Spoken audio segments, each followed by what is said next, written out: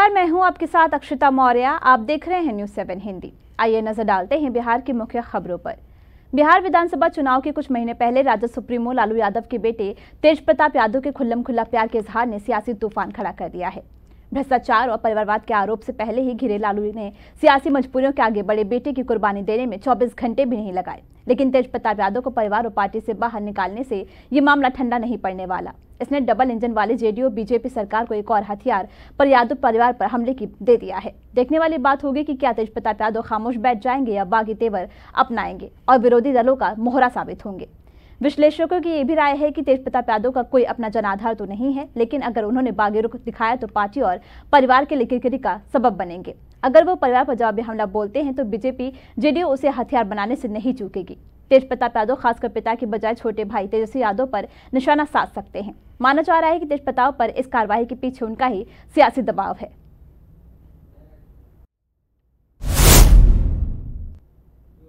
बिहार में लागू शराबबंदी कानून को लेकर प्रत्यक्ष और परोक्ष रूप से केंद्रीय मंत्री जीतन राम मांझी प्रत्यक्ष और परोक्ष रूप से विरोध करते आ रहे हैं। अब नीतीश सरकार में बीजेपी कोटे के मंत्री भी इस कानून में रियायत देने की बात करने लगे हैं, जिसके बाद बिहार के शराबबंदी कानून को लेकर चर्चा एक बार फिर से तेज हो गई है।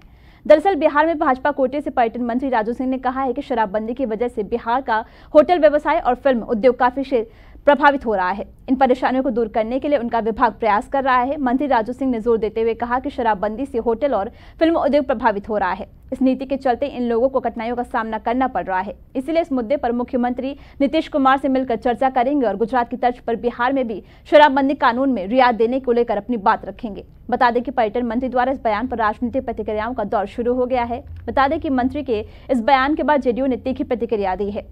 जेडीयू के प्रवक्ता अभिषेक झा ने कहा है कि बिहार के मुख्यमंत्री नीतीश कुमार जी ने बिहार में शराबबंदी का निर्णय लिया, इसके कई सकारात्मक प्रभाव देखने को मिले। समय समय पर समीक्षा हुई, लेकिन समीक्षा के नाम पर शराबबंदी को समाप्त कर दिया जाए, ये उचित नहीं है।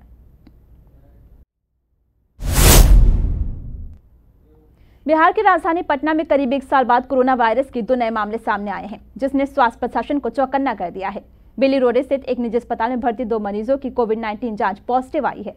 ये मरीज 4 दिन पहले सर्दी, खांसी, बुखार और सांस लेने में तकलीफ की शिकायत लेकर अस्पताल की ओपीडी में पहुंचे थे। जांच में दोनों के ऑक्सीजन स्तर में कमी पाई गई, जिसके बाद उनकी कोविड टेस्टिंग की गई। अस्पताल प्रबंधन ने इसकी जानकारी सिविल सर्जन कार्यालय को दे दी है और civil surgeon doctor Avinash Kumar Singh ने कहा है कि दोनों मरीजों की रिपोर्ट की पुष्टि के बाद आगे की कार्यवाही होगी। अस्पताल के सूत्रों के अनुसार एक मरीज की हालत गंभीर होने के कारण उसे भर्ती किया गया है, जबकि दूसरा मरीज ओपीडी स्तर पर इलाज के बाद ठीक हो गया। एक वरिष्ठ चिकित्सक ने बताया कि पिछले कुछ दिनों में 3-4 अन्य मरीज भी सर्दी, खांसी और सांस में तकलीफ जैसे लक्षणों के साथ आए थे।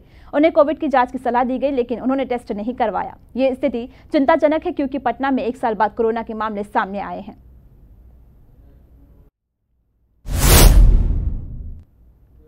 बिहार की शिक्षा व्यवस्था में अनुशासन के नाम पर एक नया आदेश बवाल की वजह बन गया है। दरभंगा जिले में हनुमान नगर प्रखंड के बीडीओ से प्रखंड कार्यक्रम क्रियान्वयन समिति के सचिव द्वारा जारी एक सख्त आदेश में शिक्षकों के स्कूल टाइम में मोबाइल रखने पर पाबंदी लगा दी गई है।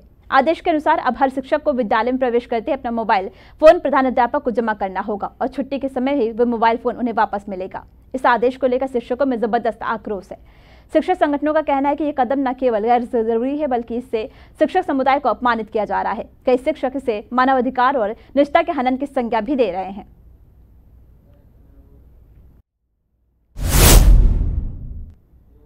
गोपालगंज जिले के बरौली थाने के कटहरी बारी गांव में शनिवार की देर शाम पत्नी ने प्रेमी के साथ मिलकर पति की हत्या तलवार से गला काटकर कर दी। घटना की सूचना पाकर मौके पर पहुंची पुलिस मृतक के शव को अपने कब्जे में ले लिया है। इसके बाद शव को सदर अस्पताल में पोस्टमार्टम के लिए भेजकर मामले की जांच में जुट गई है। मृतक बरौली थाने के बतरदे कटहरी बारी गांव निवासी रामू पटेल के 35 वर्षीय पुत्र ध्रुव पटेल था। वहीं पुलिस ने त्वरित कार्रवाई करते हुए पत्नी व प्रेमी को गिरफ्तार कर लिया है।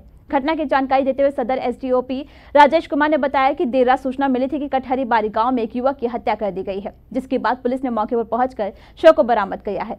पुलिस इस मामले में 6 घंटे के भीतर हत्या में शामिल मृतक की पत्नी किरण देवी व उसके चचेरे देवर से प्रेमी विकेश कुमार को गिरफ्तार कर लिया है। साथ ही हत्या में प्रयुक्त तलवार भी बरामद कर ली गई है।